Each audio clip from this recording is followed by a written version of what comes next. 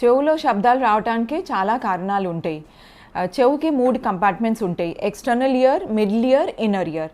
So external ఇయర్లో కొన్ని కారణాలు ఉంటాయి శబ్దాలు రావడానికి. మోస్ట్ కామన్ కారణం ఏంటంటే ఇంపాక్టెడ్ వ్యాక్స్, అంటే చెవులో గుబులి బాగా గట్టి అయి ఎక్కువ క్వాంటిటీ వ్యాక్స్ ఎక్స్టర్నల్ ఇయర్లో చేరితే దానివల్ల చెవులో శబ్దాలు రావచ్చు.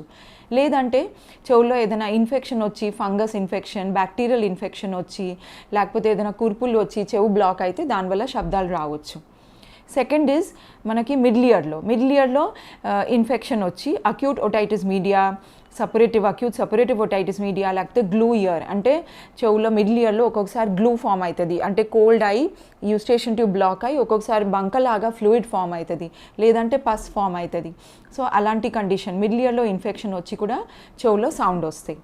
నెక్స్ట్ కండిషన్ ఇయర్ డ్రమ్కి హోల్ పడి ఎయిర్ లోపలికి పోయి ఈ ఇన్ఫెక్షన్స్ వచ్చి ఇయర్ డ్రమ్కి ఒక్కొక్కసారి హోల్ పడుతుంది. సో అప్పుడు గాలి బయట నుంచి డైరెక్ట్లీ లోపలికి వెళ్తాయి, అప్పుడు చెవులో రకరకాల శబ్దాలు వస్తాయి. Next coming to inner ear అంటే మనకి కాక్లియా అని ఒకటి హియరింగ్ కోసం ఆర్గన్ ఉంటుంది ఇన్నర్ ఇయర్లో.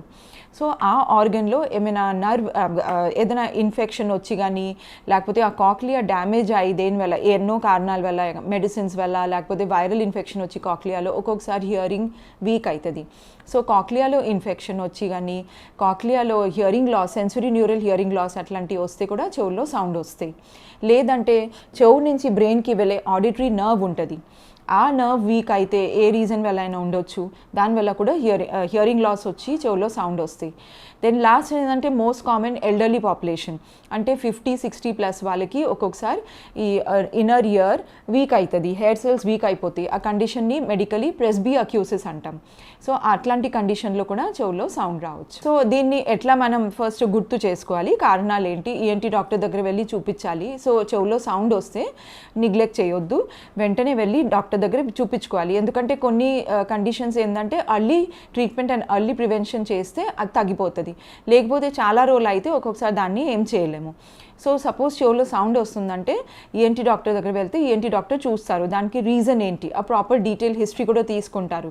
అంటే ఓన్లీ సౌండ్ వస్తుందా, లేకపోతే నొప్పి ఉందా, బ్లాక్ ఉందా, చెవులో ఏమైనా ఇన్ఫెక్షన్ చీమ్ లాంటివి వస్తుందా, లేకపోతే ఏమైనా అడిషనల్ సిమ్టమ్స్ ఉన్నాయా, లైక్ గిడ్డినెస్, హెడేక్, వినికిడి తగ్గిపోవటం అట్లాంటివి ఏమైనా ఉన్నాయా లేదో. సో డీటెయిల్ హిస్టరీ తీసుకున్నాక ఎగ్జామిన్ చేస్తే కారణం ఏంటో తెలుస్తాయి. చెవుల్లో గుబిల్ ఉంటే అది డ్రాప్స్ యూస్ చేయాలి, తర్వాత ఈఎన్టీ డాక్టర్ నీట్గా ఆ గుబిల్ తీసేస్తారు, అప్పుడు తగ్గిపోతాయి ఈ కండిషన్.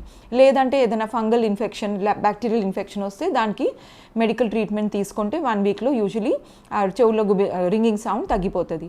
సపోజ్ ఇయర్ డ్రమ్కి హోల్ పడిందనుకో అండ్ మిడిల్ ఇయర్లో ఇన్ఫెక్షన్ వచ్చిందనుకో, సో ఆ చీమ్ కానీ ఇన్ఫెక్షన్ తగ్గటానికే antibiotics, ear drops and tablets use చేయాలి.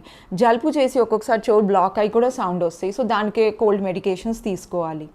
దెన్ ఇన్నర్ ఇయర్లో ఏమైనా ప్రాబ్లం ఉంటే, నర్వ్ వీక్ అయితే, లేకపోతే కాక్లియాలో హెయిర్ సెల్స్ వీక్ అయితే, సెన్సరీ న్యూరల్ హియరింగ్ లాస్ వస్తే వెంటనే స్టిరాయిడ్ ట్రీట్మెంట్, తర్వాత నర్వ్ విటమిన్స్, తర్వాత వేసో డైలేటర్స్ అట్లాంటి ట్రీట్మెంట్ తీసుకుంటే విదిన్ ఎర్లీ స్టేజ్లో దీన్ని కంట్రోల్ చేయొచ్చు, రివర్స్ కూడా చేయొచ్చు.